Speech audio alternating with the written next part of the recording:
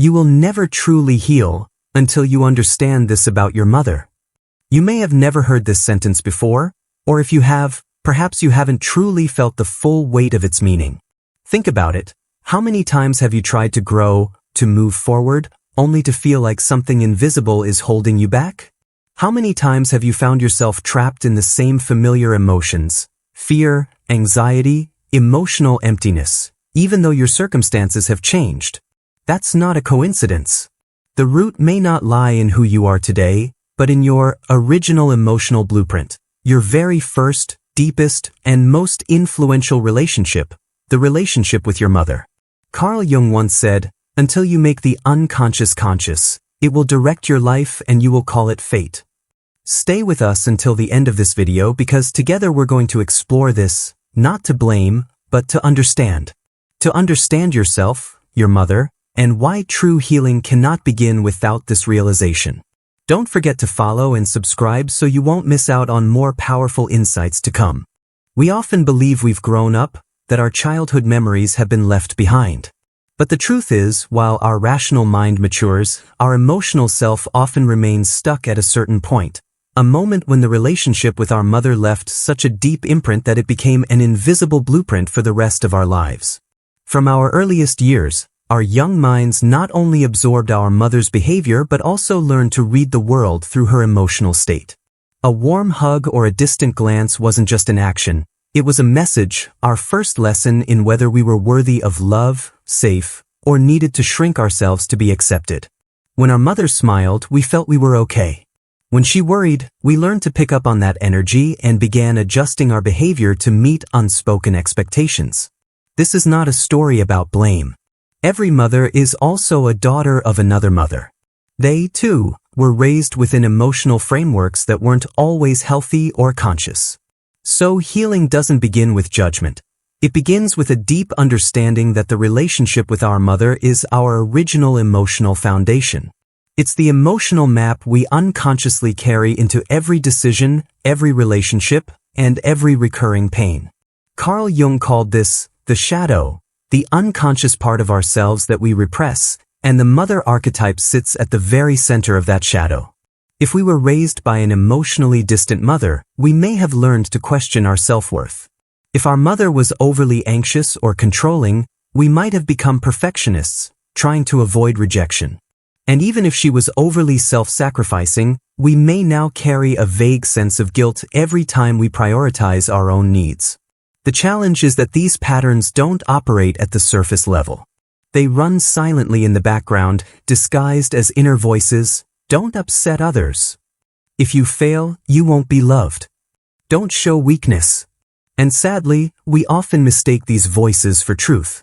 We begin attracting relationships that reflect familiar dynamics with our mother, not because we want to repeat the pain, but because our subconscious believes that through repetition, we might get it right this time.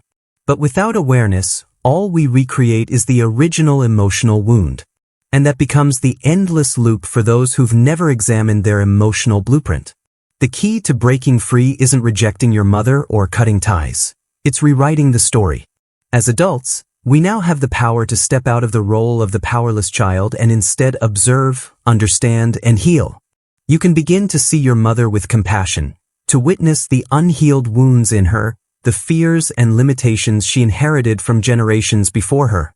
That's when you truly begin to reclaim your story from page 1. Not to change the past, but to stop letting the past dictate your future. Jung once said, "There is no coming to consciousness without pain." But this pain is a doorway. It is a sign that you are moving closer to your true self, no longer living as an emotional echo of those who came before you. When you begin to realize that your emotional reactions aren't destiny, but early learned patterns, you reclaim your power to choose again. You can pause in the middle of anger and ask, where is this really coming from? You can step into a new relationship and, instead of repeating avoidant or dependent behaviors, choose authentic connection and healthy boundaries. This journey isn't easy, but it's worth it, because on the other side of this deep understanding is a new version of you, one no longer shaped by fear, but guided by awareness.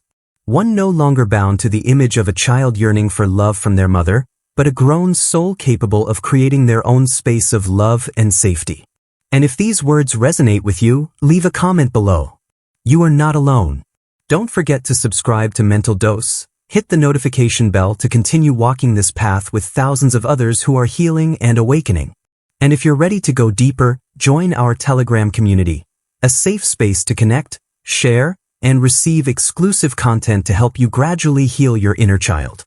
But the strange thing is, when we unconsciously assign someone the role of mother, whether it's a partner, a close friend, or a boss, that relationship becomes unequal. We no longer see them as themselves, but as the shadow of someone else we are still trying to reconcile with.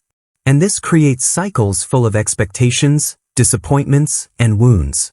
In psychology, this is called transference, a mechanism where unresolved emotions tied to someone from the past are transferred onto someone in the present. Jung emphasized that we don't just live with memories, we live inside them. Those memories become an invisible lens that distorts our reality. So, healing doesn't begin by changing others.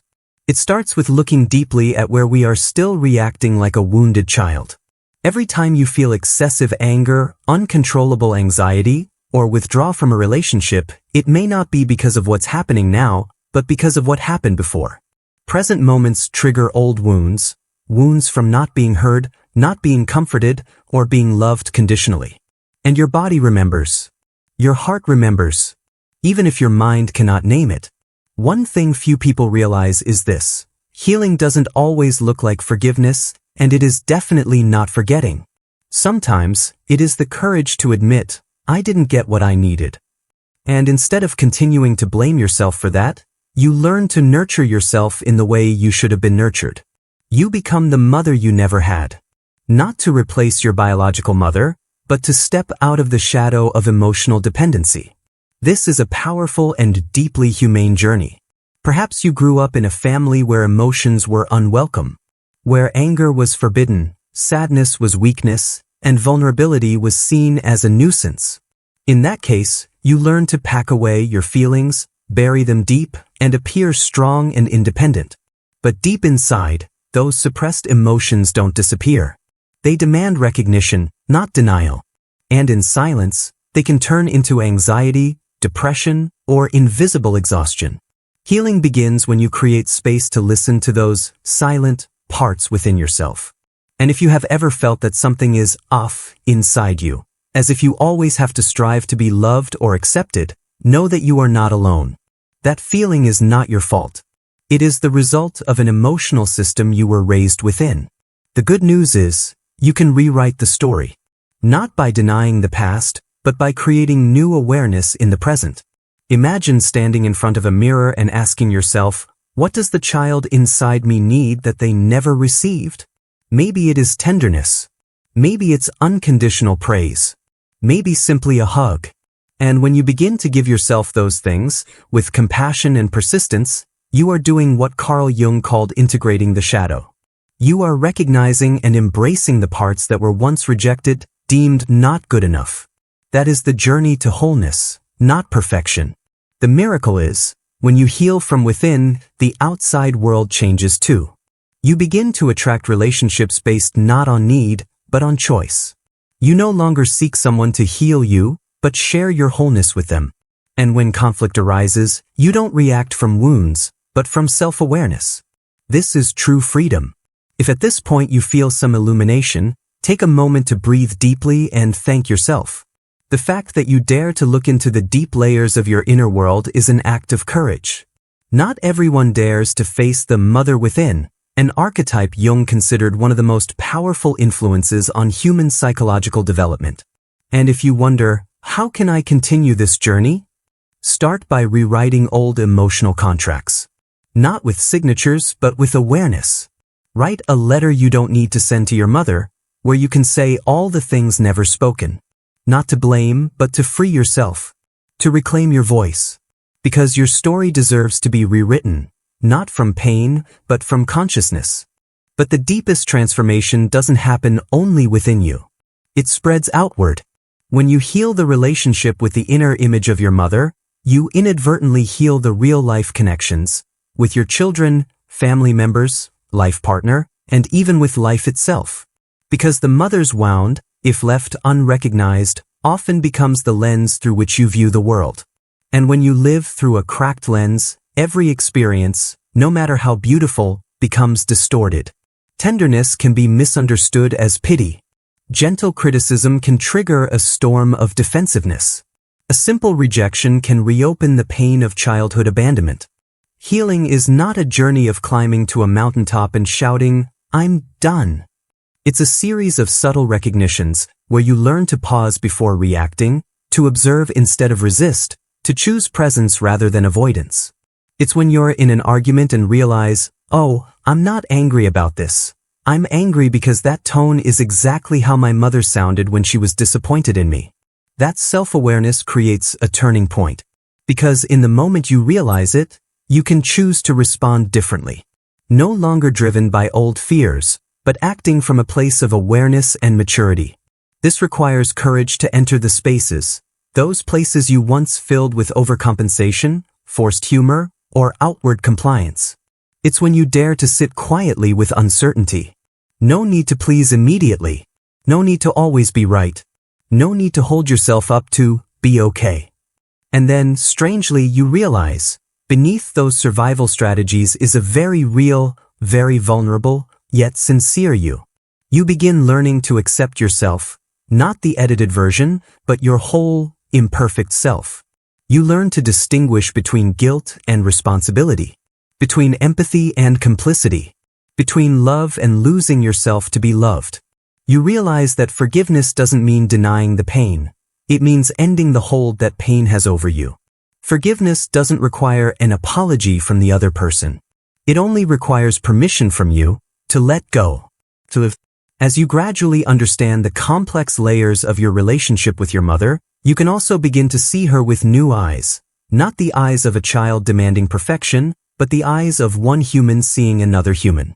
You start to see the fear beneath her strictness, the longing for love in her reproaches, the traces of pain she hid beneath a strong exterior.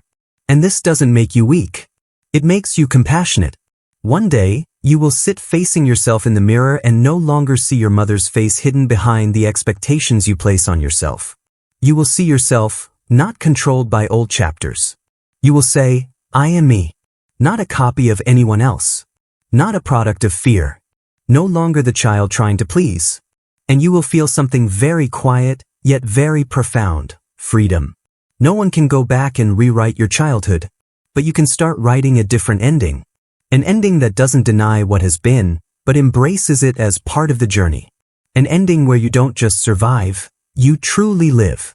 And when you live like that, honestly, consciously, no longer driven by unconscious emotional contracts, you become a better mother, a better father, a better friend to yourself and to the generations that follow. And you know what? This is not just an act of healing.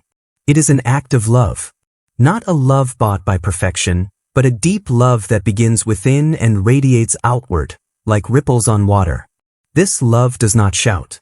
It only whispers, "I am home. At last." And then you realize, forgiveness doesn't always need an apology to begin. Nor do you need to wait for the other person to change in order for you to live differently. The deepest healing process often begins when you stop waiting for others to make things right and start asking yourself, how can I face this wounded part of myself without continuing to hurt myself? When you ask that question, transformation happens. You step from the position of a victim into the position of someone with the power to choose. Carl Jung was right. Darkness does not disappear when we deny it, but when we have the courage to look it straight in the eye. Not to judge, but to understand. To say, so this is where my fear began. This is where I learned I had to try hard to be loved. This is the moment I believed weakness was shameful. You look back at it all not to relive the pain, but to reclaim the parts of yourself long frozen, the innocence, creativity, and peace that were buried beneath layers of adaptation.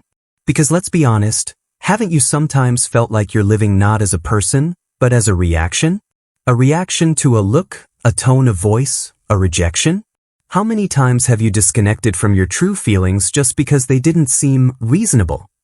How many times have you stayed silent, not because you had nothing to say, but because you feared losing acceptance.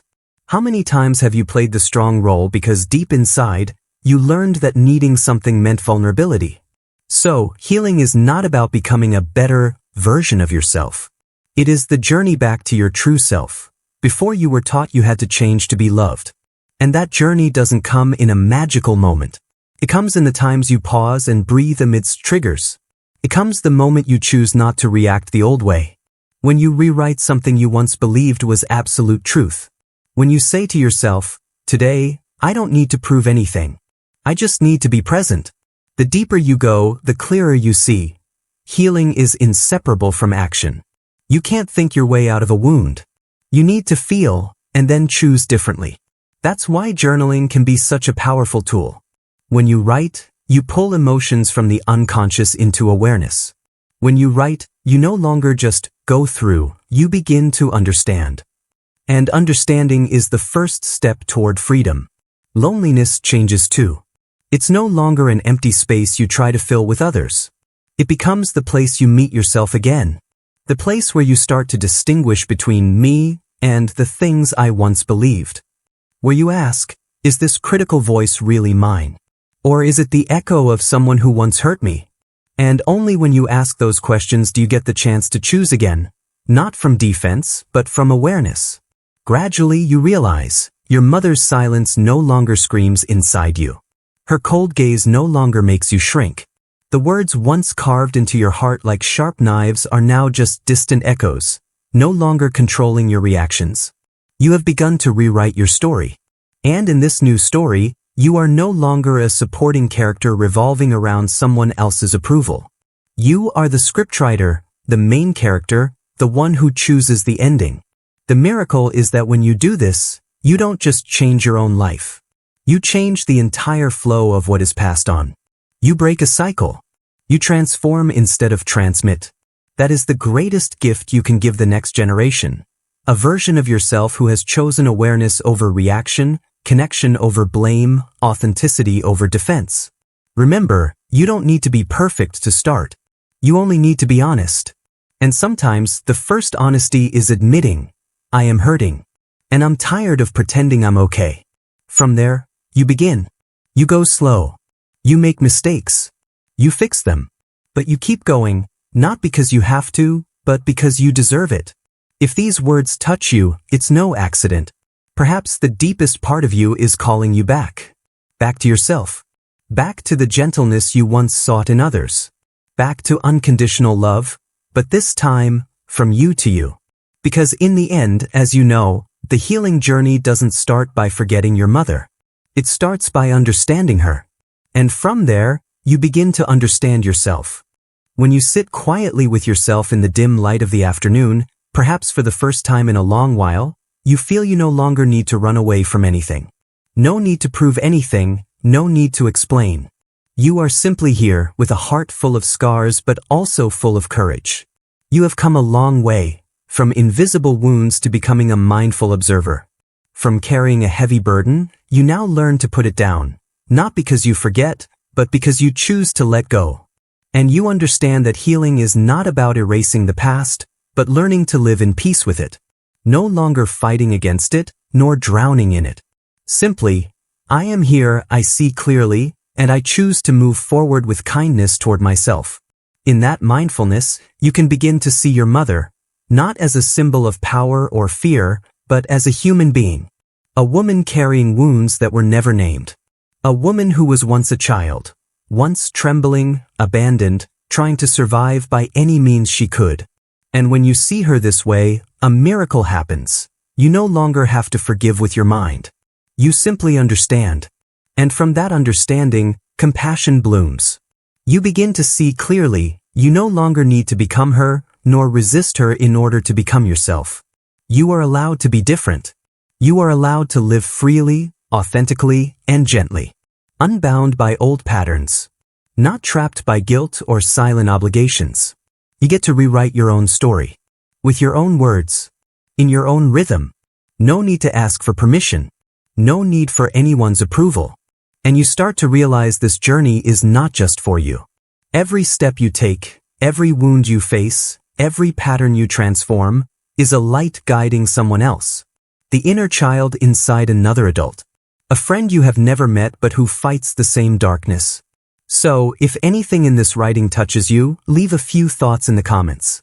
No need to be perfect. No need to be profound. Just be real. Because you never know, those few words you write might be a lifeline for a lonely heart. And if you feel this journey is something you want to continue exploring, become part of the Mental Dose community, where those who value depth, mindfulness, and emotional truth gather to heal together, to remember that we are not what we have been through. We are people who have the right to choose differently. Finally, please remember this. You are not broken. You are just wounded. You are not lost. You just need to come home. You are not too weak. You are learning to love yourself the right way. And like every true journey, it's not about going fast. It's about going real. Going with honesty. Going with love. Going with acceptance. Because on the other side of healing is not a perfect version of you. It's a free human being. Finally being yourself. Not afraid. Not hiding. Not needing permission anymore. And so, your real life has only just begun.